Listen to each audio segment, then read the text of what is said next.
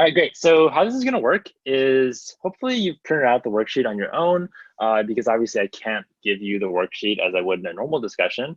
But if not, then get like a couple pieces of paper, and then you'll be able to work along as we go through the worksheet together. And this will just be run much like many of the regular discussions. I'll mini lecture a little bit about the topics. I have these slides, and I'll try to go a little quicker because I want to make sure that I have the coverage of all the worksheets, so none of y'all feel like left behind or like lost as to some problems. And the solutions are already posted online for this worksheet, so you can go through that if you're working ahead of us. Yeah, any questions? Again, there's no discussion attendance this week. That was automatically given to everyone. Yeah, so cool. So a couple announcements. Today's lecture, Friday lecture, is online only. So you'll be able to find that posted on the website right now. There were online office hours today, but there will be extra office hours because of all the class cancellation stuff that'll be happening on Monday. And these are happening in the SOTA 275 lab room. So this is normally a lab room. If you have lab in this room, then you should go to a different lab just for this week. Otherwise, you're welcome to come in for office hours in SOTA 275 from 3:30 to 6:30. If you need help on ants for the checkpoint, this is probably your best time to come in. We also have homework project party on Monday. We have some more extra office hours next Friday. We have homework 4 deadline. This is going to be on Monday as well. And same thing with hog composition as well as lab 6. And then the final deadline for ants project is moved to next Friday. Yeah, and I guess it also matters to you that the checkpoint is moved to Tuesday. So checkpoint for project on Tuesday, final deadline on Friday. And then your early submission bonus point will be by next Thursday. Any questions about all this? This is a lot of like deadline movement. Main thing is that your homework and lab for this week are moved to next Monday, and then checkpoint Tuesday, final deadline Friday.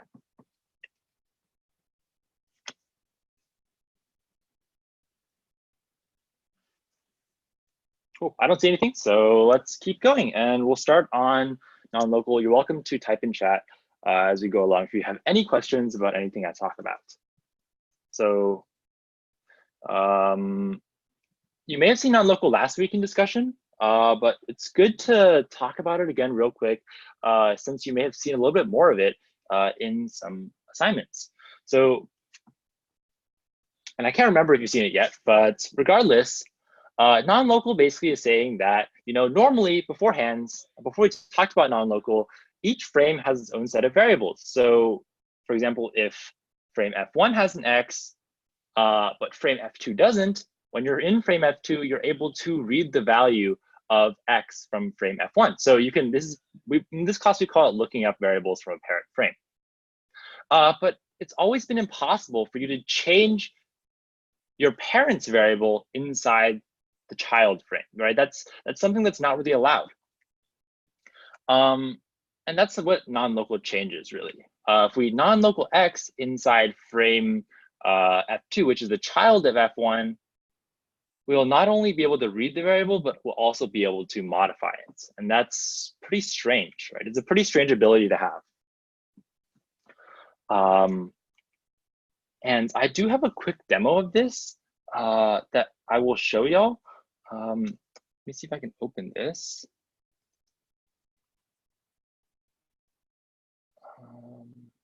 So just stop sharing and then reshare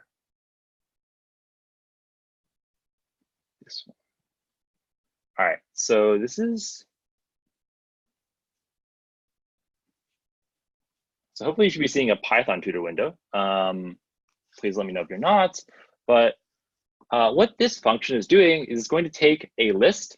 So I'll point to it here. It's going to take a list of functions So this is a list of two functions, square and square. So we're just going to take these two functions, apply to them to this number in order, and then return the value of what applying those functions does. So let's look inside this function and see what it does. So apply all is taking in these two parameters, the list of functions, the x, and it has this little helper function. What this helper function is doing, it's going to apply one of the functions. And really all this function is doing is saying, apply this helper function a bunch of times, however many functions you have in the list. But this is kind of strange because we're just calling our helper function. We're not really saying x equals apply one of function on x. In fact, what our apply one function is doing is it's saying inside this function, we're going to be non-localing x to change the value of our outer frames x, and inside that afterwards, we're going to change the value x to our new updated value. So let's walk through the environment diagram and see what happens. So we're going to define the function apply all, define square, and then call apply all on square, square, and 2. So what we should be seeing is squaring 2, then squaring 2 again. All right, so let's define apply 1 and then start calling it. So you see here, apply 1 is called. Now inside here, we're defining this function. The function is pointing to square because square is the current function we're trying to call. Let's open the apply 1 frame. Apply 1, everything's normal so far. So we're calling function. Function is pointing to the square lambda function over here on the right side. Now, the first thing that happens is we non-local x, and Python tutor kind of skipped over this line. It's a little strange to me, but what you should be noticing, and what I like to draw in my environment diagrams is over here in F2, after we call this non-local line, what's changed is that now, every time we reference x, we're referring to a different x, and the specific x we're referring to is this one over here, x, which is bounded 2 right now, inside this frame, which is the parent of F2, right? Because non-local will go up to the parent frame and look for the specific variable we're looking for. So it'll reference this x, and as we go forwards, notice we're assigning f to function on x, so we're going to assign x to the square of x, which is 4. We'll see that while notice that even though we're in, we'll call the lambda function first, I guess. Even though we're currently in F2, we're changing the value of x inside F1. So we'll see after this first apply 1 call happens, then we'll make a second apply 1 call, and I'll zoom out a little bit so you can see that. You call function, there's some other frames opening, and this is a lot of frames, so we'll zoom out a little bit. Now x changes to 16. So it's been squared twice because of non-local. So that was just my quick example. And let's go back to the slides real quick. All right, where did I go? All right.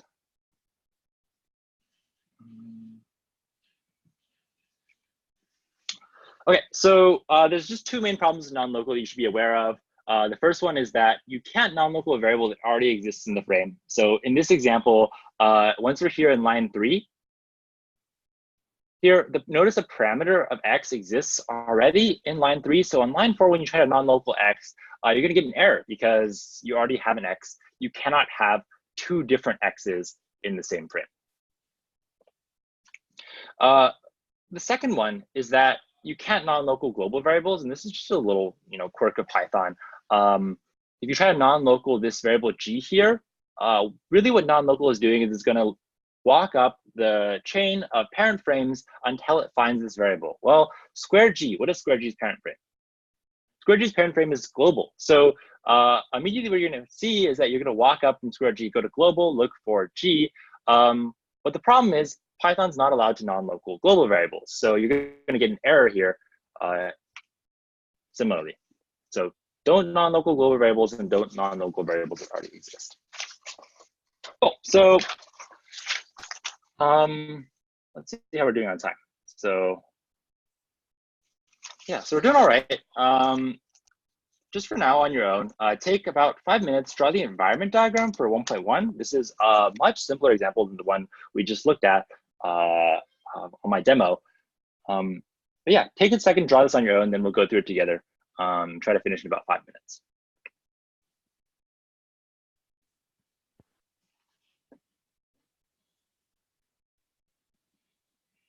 Can I ask if global does the same thing as non-local, except it goes into the global frame? And if so, Yeah. what's the difference?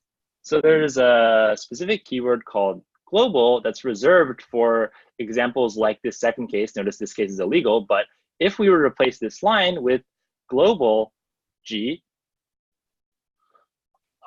this would work entirely as we expect it. It would take G and replace G here with the square. So at the end, G would be bound to 25, right? That would work great. And there's not really any difference except that non-local is reserved for all variables except for global variables, and global is reserved for only global variables. All right, thanks. Yeah.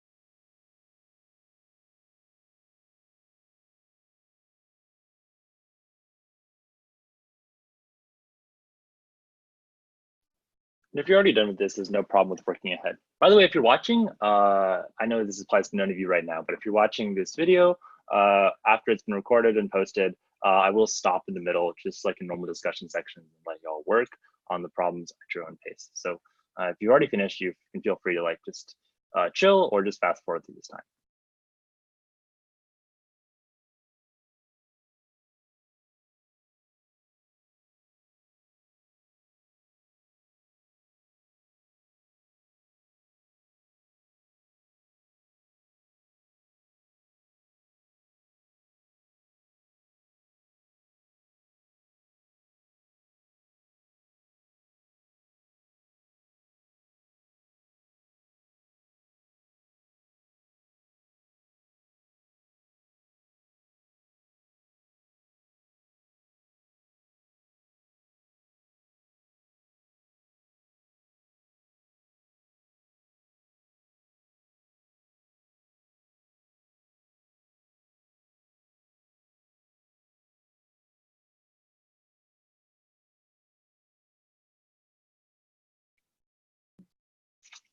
Great. So that's about 5 minutes, and I want to go ahead and move through this a little quicker because object-oriented programming is really the hefty part of this worksheet.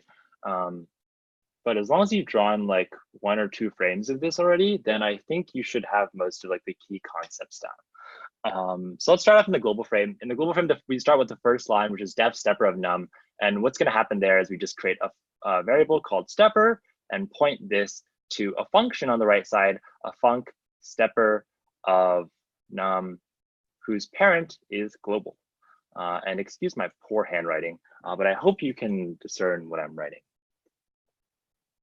All right, so next thing that happens as we finish defining this, we skip to the next line, which is all the way down here, and that's s equals stepper of 3. So we'll evaluate the right-hand side, and that's a call to stepper. So we'll check what that is. Stepper is here. We'll have to open this function. So opening the function stepper here with parent global in a new frame. Now, stepper takes in a parameter of num. Num in this case is 3. So let's see what we're doing inside the function now. So in the function, we're going to find a function step. So step points to this function step of nothing. What's the parent of this function? I don't know if anyone here is typing in chat, but okay, that's fine. Anyways, the parent of this function is f1. Yeah, fantastic. And then we're going to return this same function step. All right, so going back to the global frame, now this thing, notice, was bound to s. So s will now point to the results of this call, which is our function step. Okay, so we're done with this line. Now we're just calling step 2 times, or calling s 2 times. And specifically s is step, so we're calling step. So we'll open this frame f2 for step parent equals f1. Step, by the way, has no parameters. And the first thing that happens inside step is we're going to non-local num. And when we're doing non-local here, where are we going first? The first place we'll check is inside the parent. Make sure you're checking inside the parent first, and you're going to f1. So when you go to f1, you're going to look for step, or sorry, num, which is the variable you're trying to non-local. And since we found it here, just my personal opinion, I just like to draw a little star next to it so I know which one I'm referring to. Sometimes you'll be drawing environment diagrams of these where there's multiple different nums in different frames. So you want to know which one you're referring to. Of course, this is not required. You won't be given points or docked points based on it. But yeah, I non-local num here, and now I'll remember that every time I'm modifying num, I'm modifying that num. So we're still inside this f2. Next thing we're doing is num equals num plus 1. And so what we're going to be doing is changing num here to 4, which is the results of 3 plus 1. This is going to change to 4. So let me erase that. This is now 4, and we're going to return num. So this thing is going to, the only thing that happens, really, the only thing you'll write inside this frame is the return value of this, which is the result of num, which is 4. Right, so notice that in this frame, you're both reading and writing to this parent value of num. Okay, we're done with this one. So we're done with these 2. Now we're doing the third S call. And the third S call is really going to look the same as the previous S call. It's going to be a step with parent f1. And in the same way, we're going to go to this num up here again, and we're going to change this value from num to num plus 1. So that's the result of non-local num and changing num. So this is now going to become 5. And we're returning 5 from this frame. Great. Any questions? By the way, I know both of these go back to the global frame, but nothing happens with the results. All right, if there's no questions, I'm going to clear this out and scroll on to the next problem. So this one's actually a really fun problem that we put in this semester. And it's a great application of non-local. It's basically creating a list which has 2 operations. And these 2 operations that you can do to our non-local list, which we call it, are prepend and get.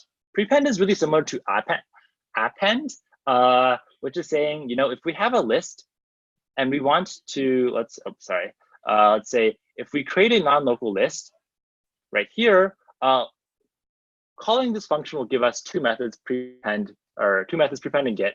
And when we call prepend on any value, it will add it to the beginning of our non-local list. So let's say our non-local list looks like this. Prepending 2 gives us this, right? So we're just adding it to the beginning. Prepending 3 afterwards gives us this, which is 3, then 2. So instead of 3 going afterwards, it came to the beginning. Prepending 4 gives us this. And our other method that we have is get. And get will be whatever index you pass in, it will return you the value at that index. So if you get the 0th number, that'll be 4. If you get the first number, that'll be 3, et cetera, et cetera. And the weird thing that's happening here is that get is changing over time. So every time you call get, or every time you call prepend, the get method will be changing. So try to fill this in. Remember that you'll need non-local. Yeah, okay. Yeah, so take about 5 minutes and fill this in.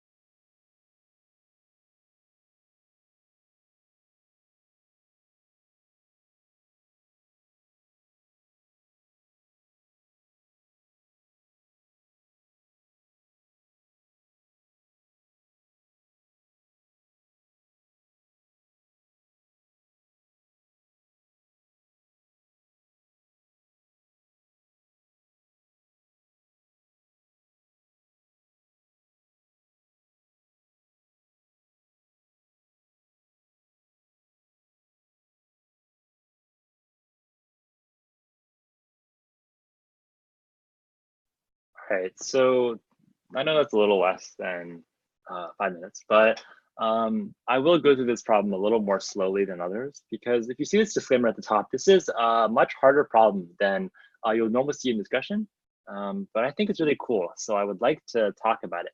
And the first thing I want you to notice here inside this function, by the way, remember that we need to return two things at the end. These are going to be in order prepend and then get, so we need to return these two functions. Get up here is defined as this function lambda x index out of range. And this is referring to this case where here you start off with a list of no elements. And when you have no elements, that means that even if you try to get the 0th index, the first index, second index, whatever, none of them exist yet. So you want to return some kind of error message. And what you're asked to write is prepend. What needs to happen inside this function? Does someone want to give a suggestion of what should happen inside this function? Maybe not like the lines of code, but just what are the operations that need to happen?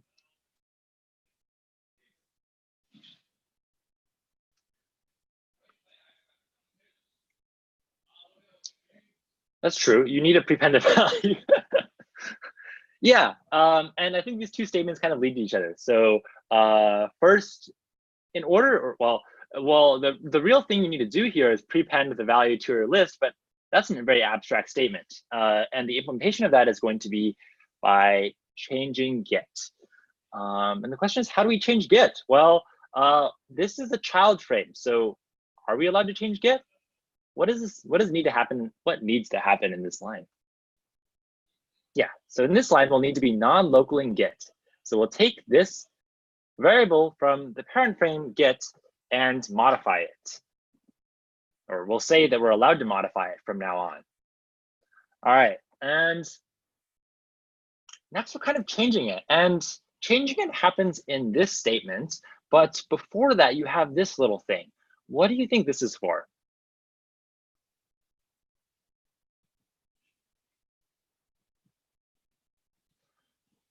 Yeah, so there's a little hint here, which is that there's not really any other function you would assign to f besides get. But here we're going to save get. And why would we want to save the old get? What is useful about that? Well, we know here we're going to overwrite it. We're going to overwrite it, so we need to save it if we still want to use it.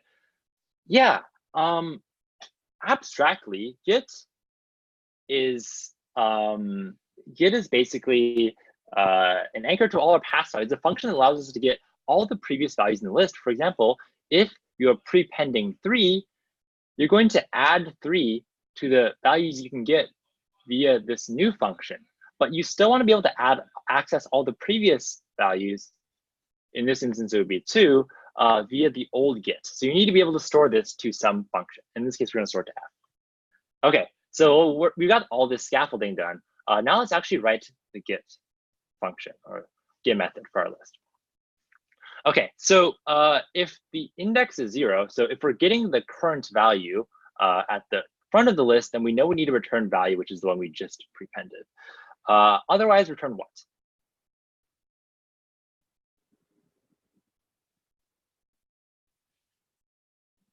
Yeah, we should use f, because remember, f lets us access our previous values. So we're going to call f on, instead of I, we want to change it to I minus 1. So this is a little bit of recursive structure coming in with non-local. And that's why I think this is a pretty cool question. Because if we want to access, let's say, for example, we want to access the second element. So if we call get of 1 on this list, what's going to happen is we say, since I is not 0, let's skip this one and go to this one and call get 0 on this, or on the function get, which is assigned to f right now. So calling f of 0, which accesses the old get of 0 on I minus 1.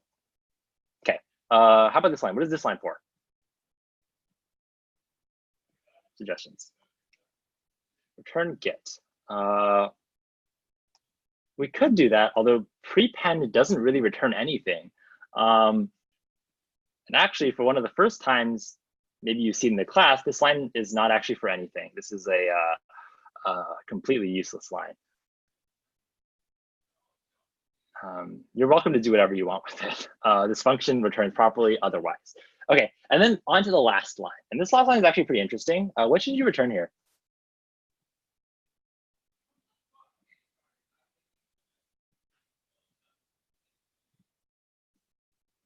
Yeah, you want to return prepend and get. Did anyone return anything different?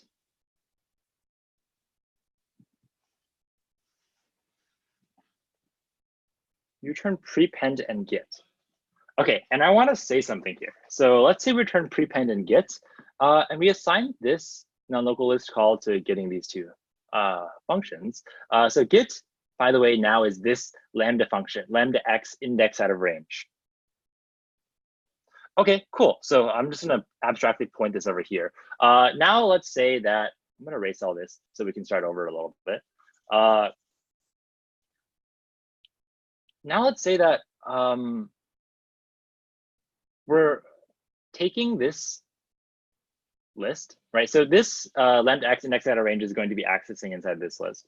Let's say we prepended 2. And now what if happens if we try to get the 0th element? What should happen? What should happen is we should get back 2. What happens in this case? Notice that get points to this thing. Get points to this function, right?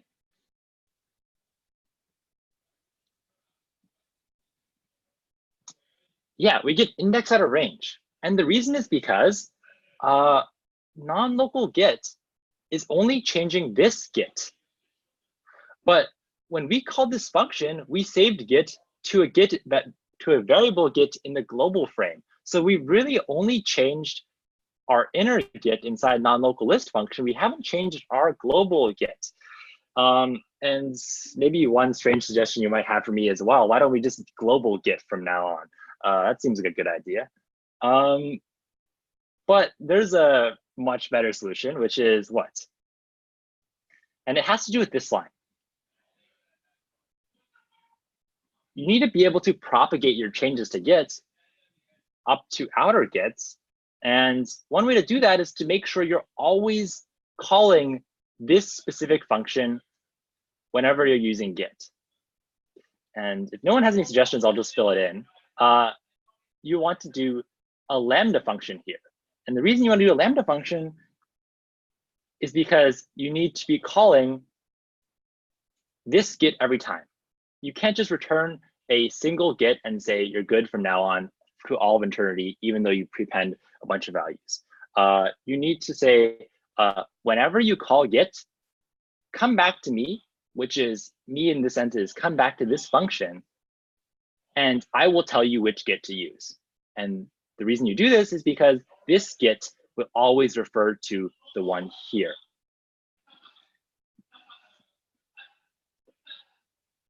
Any questions?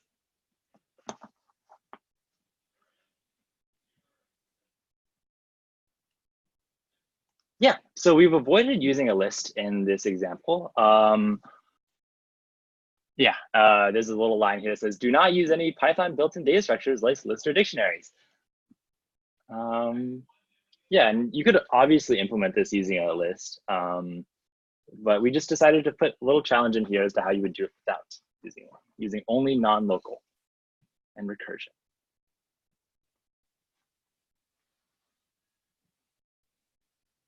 I guess this isn't recursion, but more like recursive structure. It may not exactly be recursion. But yeah, any other questions? If not, let's move on. We're going to go on to object-oriented programming. So,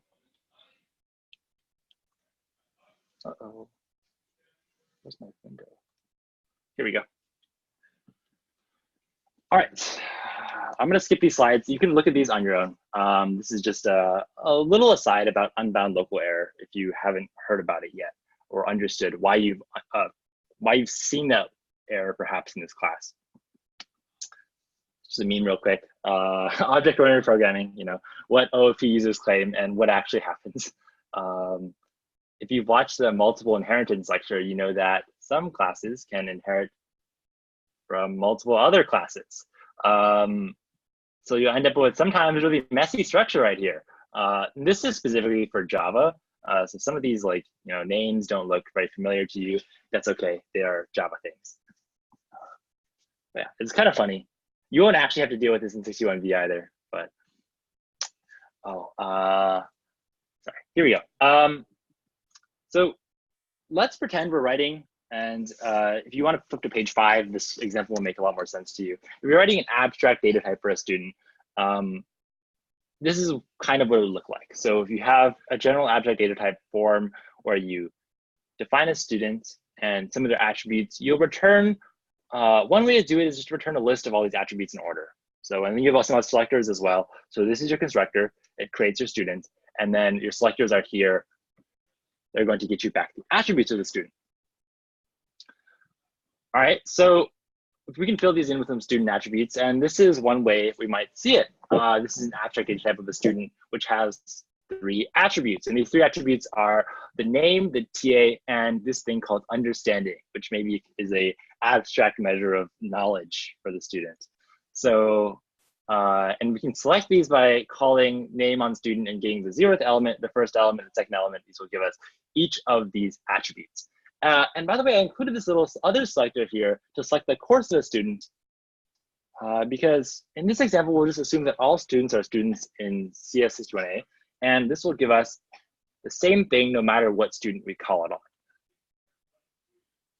on. And I want to use this abstract data type to define some vocabulary we'll use for OOP when we get to actual objects. And it's good to mention that we've taught you abstract data types in this class because it's really a good bridge towards objects. Everything you've seen in abstract data types, you will pretty much see a parallel in objects, and you'll see that objects are actually more useful. So some vocab attributes are these things: name, TA, understanding, course, that describe a specific object. And instance is a name for a specific object you got from the constructor. So if I call something like,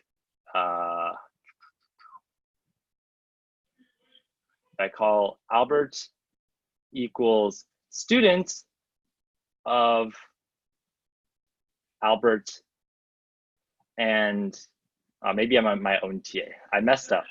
I forgot that I'm a TA. Okay, so why don't we just change the TA to John? So Albert is a student whose TA is John, and Albert is an example of an instance of the class or the abstract data type student. And these two, I guess, terms will apply more to classes, but when we actually look at classes, the class attributes are things that are shared between all instances. And in this case, it would be CS61A because all students are in the CS61A course. Instance attributes are specific to each person, so the name, TA, and understanding could all change between each person. All right, so these are more of the same definitions, but you should remember that classes are kind of like templates, and classes represent the attributes which describe a specific object or a specific instance and the actions it can take. An instance is just built from that template. Attributes, as we said, can be divided into instance and class attributes. And then if you look at page 5, you'll see that there is inside class student, there's a method. And we call this a method because it's a function that's inside of a class. So classes are general templates for, like a data type, I guess. Yeah, they're a general template for a data type. And these data types, for example, students, have specific actions they can take. And so methods are these functions that students can do. And one example of that is visiting office hours. Cool. And it's good to mention that, let's say we have a class dog with a def drink water self method inside. And this out here is a different example, but with a function, drink water. What makes the first one a method and the second one a function? Well, a method is just a function inside of a class.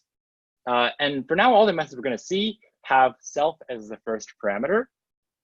And you'll see why later, but you should just think of it as an action that the object knows how to take. So drink water. And the reason why self is here is because drink water needs to know what specific object it's acting on. So you need to know which dog is drinking water. It's not just all dogs drinking water. If you're drinking water, a specific dog needs to be doing it. So let's say, for example, I create Albert to be a dog. By the way, this is how you construct objects. So I actually messed up here. I should pass in, it should be Albert equals dog with a specific color. Let me put this above. Dog, let's pretend I'm a blue dog.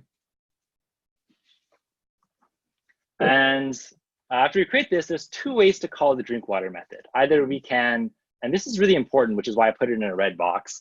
You can either call dog.drinkwater with Albert as a parameter. So what's happening here is you're saying, look inside the dog class, find the drink water method, and pass Albert in as the self. Self is the one that's being acted on. So Albert is the one drinking water. And this is known as an unbound method call. You have another type of call that is called a bound method call. And this is kind of the simpler one, where you can really just say Albert.drinkwater. And there's a little bit of magic going on here. You're saying, well, if Albert is a, whatever Albert is, well, whatever Albert is, look inside Albert and find drink water. So since Albert's a dog, we'll see drink water's here. And because we put an instance before, before the dot, this instance, Albert, will be automatically passed in as the first parameter here, which is self. So Albert will be self, and Albert will be the one drinking water. So this is known as a bound method call. And the way you can tell the difference is because unbound method calls have class.drinkwater and class.method, and then bound methods calls have instance.method. Questions about this? I know it's a lot. Oh, there are a lot of things. There are a lot of questions here. Okay, so first, how can you inherit multiple classes at the same time? Can't you only inherit from a class that has inherited another class? I don't think you'll deal with much multiple inheritance in this class, although it is in lecture. I don't remember if this was, I think this might have been Wednesday's lecture or Friday, which is today. I'm not really sure which one it is. But in this class, really, we'll only see you learn that this is possible, although we won't actually be using it much here. So I'm not going to spend too much time on that.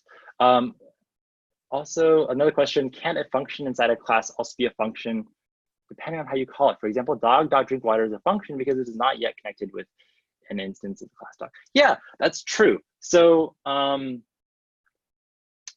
although I would say that we should, in general, it's good to call all functions inside classes methods because all of them should be acting on instances of dog, right? Every time you put a function inside a class, the Python will interpret it as being used as like a function on an instance, which is really a method. We're only using it as a method once we pass in the specific instance, but it's still a method nonetheless. Yeah. All right, and now take some time to go back to the worksheet and let's look at the student class. Clear out all this. Quite a lot of windows open, so it's hard to find. It's here. Someone asked something. Let me find this. Can you call an unbound method without calling a specific instance? No, if you make an unbound method call, so class.method, you will always need to pass in the instance as the first parameter.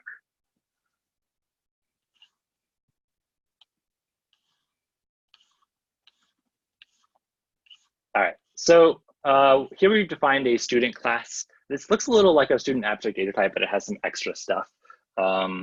This is here, notice this is a class attribute. So every time we add a student, this will go up by 1. Here is what is happening, where we say student.students goes up by 1.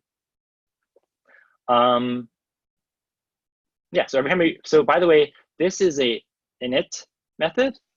This is called every time we create a new instance. So if we take a peek quickly down at the question. We call the constructor, which is the init method, by just saying the class name and putting parentheses afterwards. So here we say Harry equals student on Harry and Snape. What's happening here is, remember Harry and Snape here? Well, Harry and Snape are being passed in as the name and TA respectively. So the name will be Harry and the TA will be Snape. And then self is just in the case of init, it's just automatically created by Python for you. So inside this method, inside the constructor, you're really just going to be assigning all the instance variables. So you're assigning self.name, self.understanding. You're going to be changing the class attribute actually, because you want to keep track of how many total students there are, and then print out something, and then say add the student to the TA's roster. Here I'd like to point out this is a method. So this is something that a specific student can perform. And down here in the professor class, you also have two methods specific to professors. All right, so take some time, read through this definition, and then do these problems down here. So this is just a little bit of what would Python display. Yeah, and work through that on your own. I do want to mention that it's possible to keep working if you're already working, but one method I recommend to kind of like environment diagram objects. By the way, there is no official method in this class. We tell students to, there's no official environment diagram procedure for objects. Although one way you can do it, if you would like to, is, for example, if in the global frame, we create a professor class, you can have professor pointing over here to an object and say something like object professor. And you want to treat object frames, consider just objects to be frames themselves. So every frame has a parent. So in the same way, every object has a parent. So the parent of professor is actually going to be the default Python object class. It's not really important to you. You can also consider it no parent, but this is just a default parent. And in this case, just think of the parent as whatever class it inherits from. So if you have an object professor, I know has some, if it has some class attributes, they go here. And if you create a specific professor, like for example, Snape, then you can have Snape be a instance of professor, and its parent is the class professor. This is one way that you can draw environment diagrams for classes, and you can have some instance attributes here.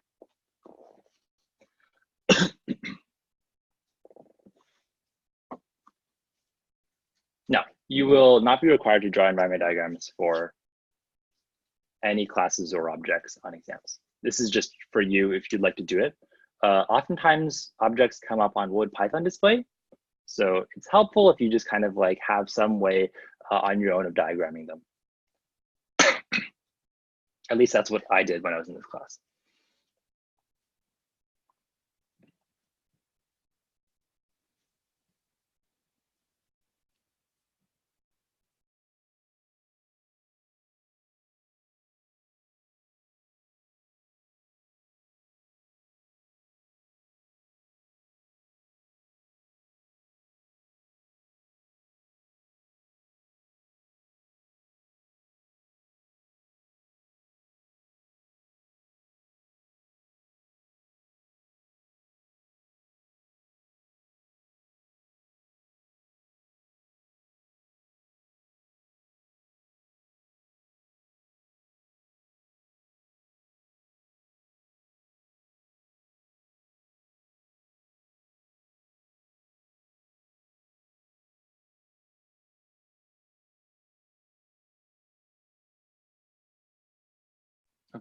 Hi, Eddie. If you just came in or just working on this problem, I don't know if that's what you're asking about.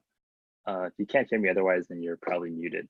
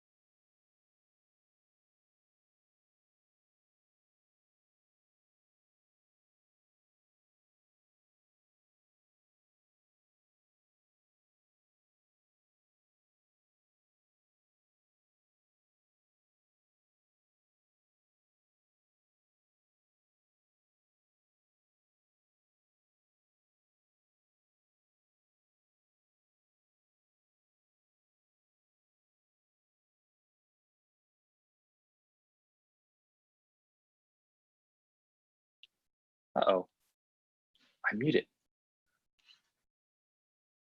Oh, sorry. I guess I muted myself. Let me fix this real quick. All right, so what we have is we have a Professor Snape and we have a student Harry. The important parts of professors is just that they have a name and they have a dictionary of students. And for students, they have these attributes, name, understanding, and TA. And the only one of those which really changes is understanding. So I'm going to have an understanding variable inside Harry that will just start off as 0. Okay, so after we create Harry equals calling students, this is calling the constructor. And if you walk through the constructor, so that's the name, the understanding. It changes the total number of students. So I'll just keep a little tally here. The students, and inside here, the total number of students is going to be 1 after I've created Harry. Okay, and inside here, where we'll print is we'll just say there are now this number, so 1 students. All right, so next slide says Harry.visit office hours Snape. So we're calling the visit office hours method inside Harry. And oh, is this a bound or unbound method call?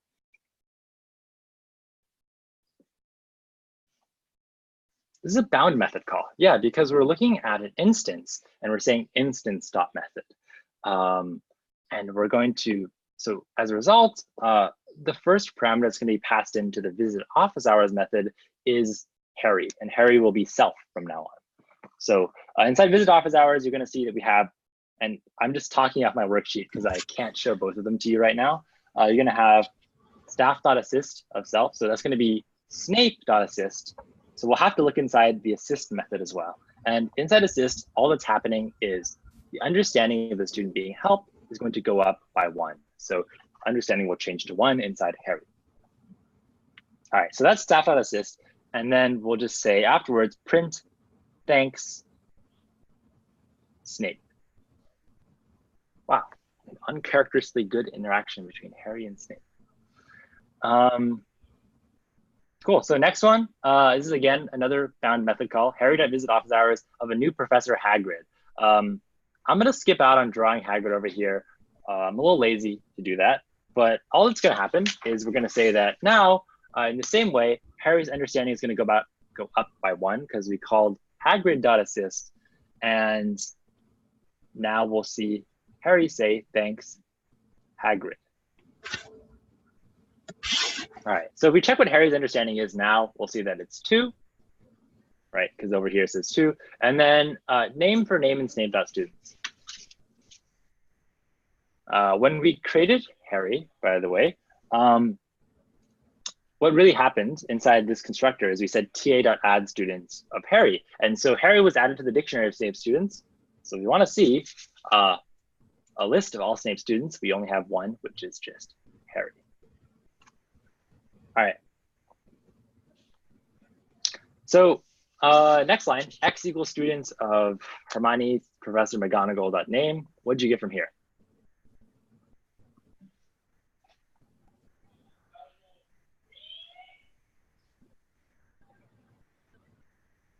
So first you said, yeah, and why was this printed?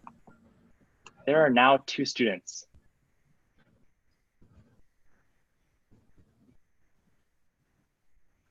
This is printed because, yeah, we called init, the constructor, to create Hermione.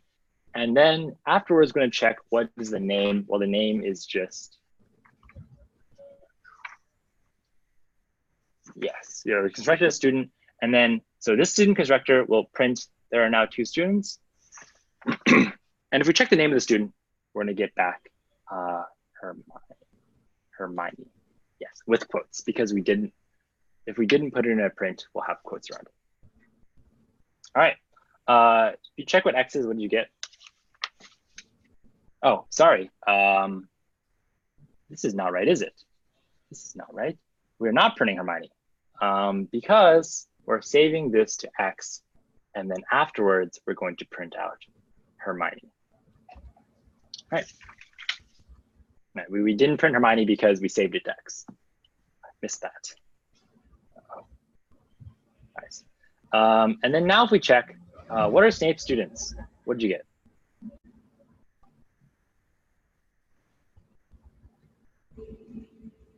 You just got Harry. Maybe this is supposed to be capitalized. You just got Harry still because Hermione was only added as Professor McGonagall's student based on the implementation. All right, questions?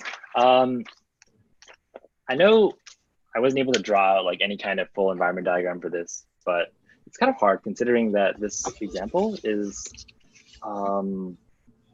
it's really hefty if you try to draw the full environment diagram, and I think it's not super worth it. Okay, let's go on to the next one. The next one is email. So what's going to happen here is you have these three parts of a functioning email mechanism. You need to be able to have an email class that defines, what are the parts of an email. In this case, they're going to be a sender name, a recipient name, and then the message inside. And then you have to have an email server. And inside an email server, you have a set of clients. So that's kind of how it works. Email server basically passes messages between all these sets of clients. And it stores all the clients that it serves. And what it's passing around are going to be the emails. So there's a little recommendation here. The recommendation is that you fill out the email class first because it's the simplest. And then kind of go in this order, fill in the register client method server, then implement client, and then fill out the send method of server.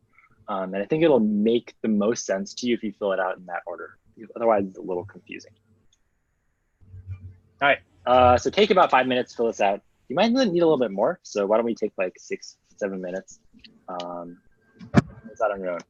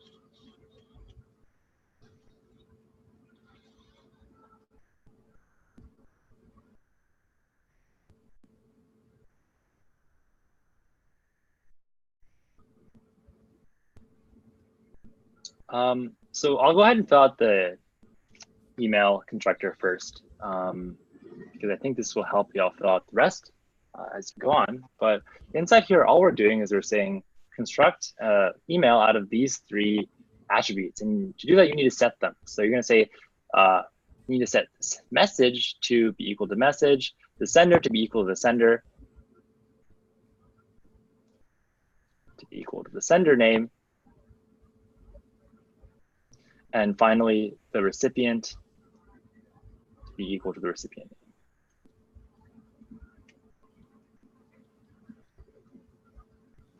All right. And then go on and fill in the rest. You know what? I'm going to keep going. So if now that we have this constructor for the email, this is really all that an email consists of. And so now we're going to need to take it and use it with the email server. So how do we say like register a client? So we're asked to fill in register a client next. And this is going to take a client object with a client name and add it to our client's instance attribute. So this is a dictionary. How do we add it to our dictionary?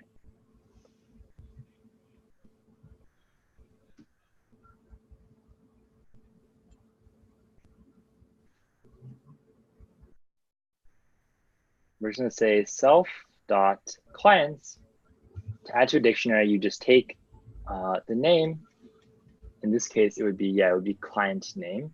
So self.clients, and you're basically putting in an entry under their name and assigning the value of that entry to be the client of interest. Okay, so I'm going to go ahead and fill in the send method next, and the reason I'm going to do this is just because I'm in preview. So as I scroll, I have to, all my writing scrolls with me. So for send, what we need to do is just, given an email, put it in the inbox the client it's addressed to. So there's a couple steps that are actually happening here. The first one is that we need to see what client it is. So to see who it's for, we need to get the recipient out. So I'm going to call that recipient names, or rec name, equals email, and I called it email.recipient. So it's going to be email.recipient. That's going to be the name of them. Next, we have to match the name to the actual person. So we're going to say the recipient is actually equal to the client's dictionary, and we want to get out of that specific client we want, so the rec name. All right, and then finally, how do we put it in the inbox of the client? And for this, I would encourage you to flip to the next page to see the dictionary. Client name is the client's name. Oh no, sorry, it's the other way around, April. The client's name is the key and the client is the value. The client name will usually be a string, client will be an instance. Yeah, one way to do it is to do rec.inbox.append. Shouldn't we do doing some, oh, sorry, this should be, how do I do this? I'm going to erase this, try to fit it in. It will be self.clients, recipient's name. Yeah, and this is a really good suggestion. We should use the receive method in clients. And easiest way to do this will just be to call rec.receive on the email. And this is what we should be doing, because otherwise, if we do rec.inbox.append this email, we're really going to be breaking the abstraction barrier. This is something we learned about for abstract data types, but still applies for objects because we have a method for it, so we shouldn't be doing it manually. All right, questions? Questions? All right, so I'm going to clear this out and scroll to the next page because Mac preview is not technologically advanced and can't save my writing. Next, let's look at clients. So we've worked abstractly with clients, letting them receive emails. Now, let's fill in what client actually does, like each specific person using the email server. So we always start out with self.inbox equals empty, and we need to set the server to be server, self.name to be name. And this will happen with almost all objects you write, is you're just going to be setting all the instance attributes to be the specific ones you passed in. All right, so what else do you need to do? You need to do one last thing in here. You set the instance attributes. What else needs to happen when you create an instance?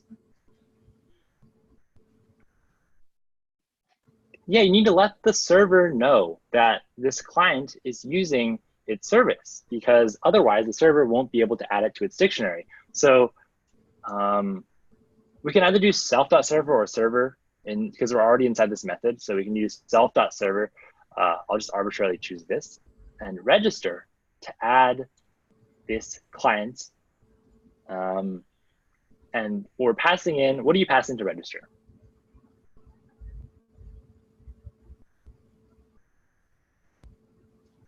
I'm going to pass self and self.name. Yeah. So self is the instance that we just created, so that client knows who to actually pass the email to. And then we're going to give it a name of ourselves, which is just self.name. All right. Let's fill in compose really quickly, as well as receive. So for compose, the steps you need to do is you're just going to create an email. So we're going to say email equals calling the email constructor. You call it like this. Make sure you're not calling email.init. You have a much easier way of calling it just email and then parentheses, and you need to pass in all of the attributes of an email, which would be self.name, because this is the sender name, and the sender name is always the same for every client. So it's going to be that client's name. Sorry, the first one, I got this in the wrong order, didn't I? It should be first, it should be the message you want to pass, then the sender name, which is going to be self.name, and then finally the recipient name, which is given up here.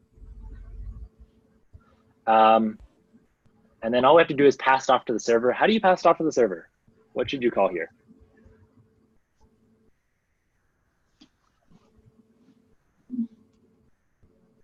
Self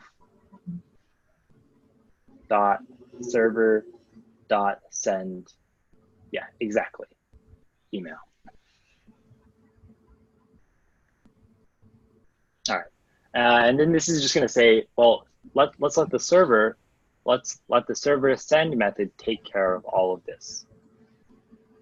So this is really kind of like mutual abstraction thing where you're respecting the other class's abstraction barriers as you're writing the methods of your current class. And then receive should be really quick. We're just going to say, if I gave you an email, put it in your inbox. And to do that, you just want to say self.inbox.append email. Okay, questions?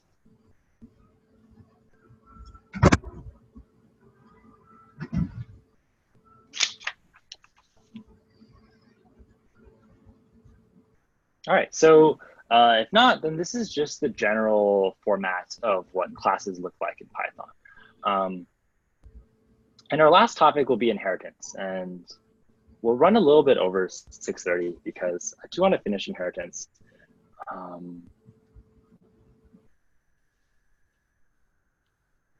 Let's go ahead and look at it. So, all right, so just a couple things to remember. If we create a class, and this example is actually the example on page 9 of your worksheet. So if you create a class cat that is a subclass of pet, so basically if it inherits from pet, then we call it a subclass and we call pet the superclass. Subclasses by default will always inherit their parent classes or their superclasses attributes and methods. So unless you manually override them, they will have all the same attributes and methods as the parents. And you can really just think about looking up attributes and methods of any object in the same way as you look up variables in environment diagrams. So you're gonna check in the object itself first, then in its parent object, then in that object's parent, et cetera, and see if you find it. And in this problem on the worksheet, you're actually going to be seeing a cat class which inherits from a pet class, and a noisy cat which is supposed to inherit from a cat. Here I actually put bongo cat here. Bongo cat is also a cat. This is kind of how a good inheritance structure might look like. Okay, so what's going on page 9 is that we're starting off with a dog and a cat class, which are separate. And then you'll notice that a lot of these attributes are the same between the two. So we want to put them inside, make them, let me switch to the worksheet so I can show y'all.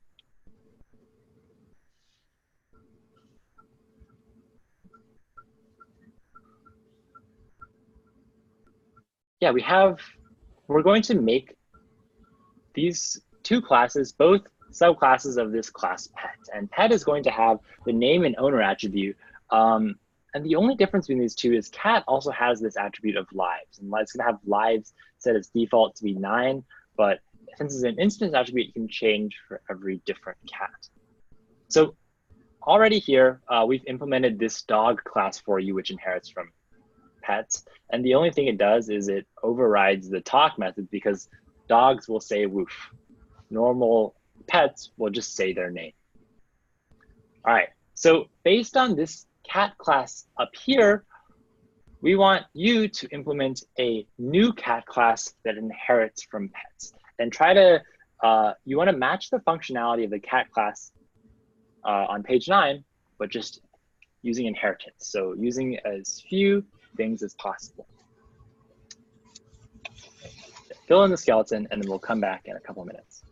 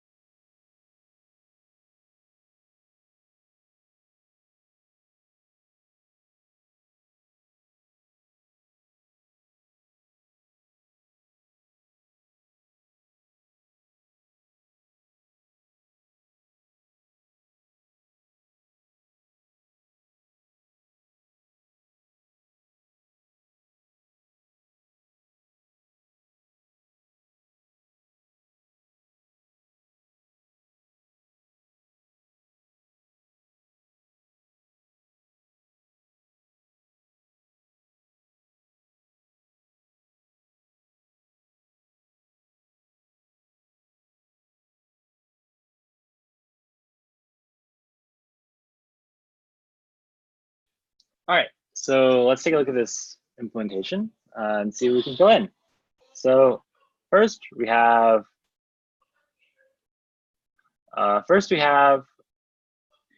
we need to create a constructor for the cat class. So one hint that we're given is we can use what we already have with pets, and we can use that init method.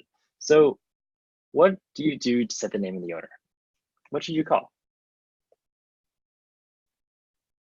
There's actually a couple options here, so I want to see what y'all did. Okay, so yeah, one thing you can do is just call pet.init.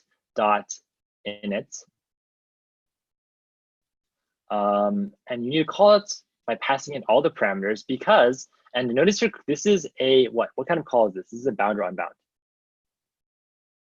This is an unbound method call. So you need to pass in all the parameters manually. So you'll pass in self, which is your current instance, as well as the name of the owner. And then afterwards, since we've only set the name of the owner in this call, we also need to say self.lives to be equal to lives. So this is like what we already had, this line, but then this line is doing something new by setting the lives parameter or lives attribute. One thing you can also do is you can use the super function in Python here. This is not really in scope in this class, but you can do that. And some people do that in like some past discussions I've seen.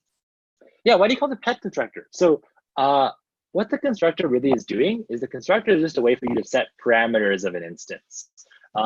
Because the pet constructor already exists, this line is kind of taking the place of saying self.name equals name and self.owner equals owner. And because pet.init already does these two things for us, we don't need to rewrite it. That would be repeating ourselves. And so we'd rather just call it since it already has, since it's already there.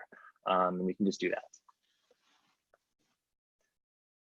Okay, so let's go on to talk. What does a cat do to talk? It'll just print out its name and then says meow. So dogs say woof, cats say meow. And then besides that, we just need to implement lose life. And these two methods are the only thing that's different about cats from pets in general. So we need to override talk and add a new method, lose life. And I'm just gonna go ahead and fill this in. What we're gonna do is we're gonna say first check if lives is still bigger than 0, because we don't want to be making the lives negative. So as long as self.lives is still bigger than 0, and make sure you're always using self.lives here, not lives itself. You need to be using the attribute. And so this refers to the lives attribute. And if it's bigger than 0, then we need to decrease it by 1. Minus equals 1.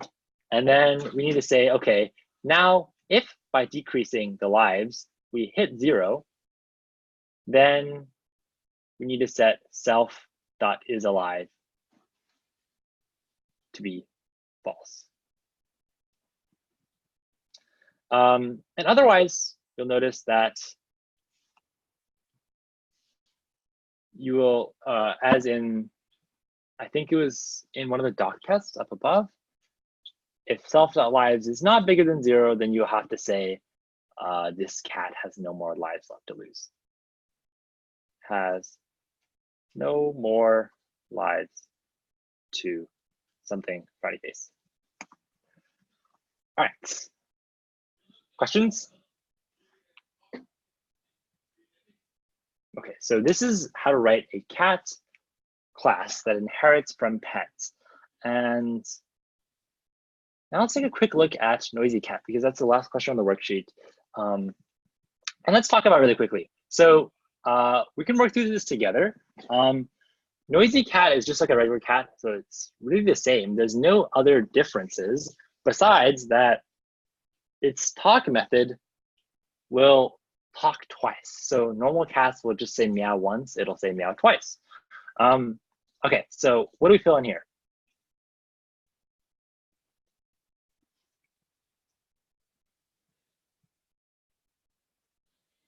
Yeah, so it's just going to be a noisy cat, and in here, you'll just have the class it inherits from, which is cat. Great. So how about this init method? Do we need an init method here? This is the question. Yes. So this thing can be left alone. Sorry. We can actually delete these 2 lines because we don't need an init method at all. If we don't have an init, which is basically a constructor, if we don't have a constructor in any class, we'll just use the parent class's constructor. And since we have no new attributes, we don't need to change it. Don't change it if it already works. Okay, now talk. What do we do for talk? Think along the lines of inheritance again. What should you do here? Yeah, so we already have this method cat.talk, and because we want to explicitly use cat's talk method, we need to call cat.talk, an unbound method call, and pass in self. And we want to do this twice, so we'll just write it twice. All right, And because noisy cat is also a cat, you are allowed to use cats talk method on it. All right, questions?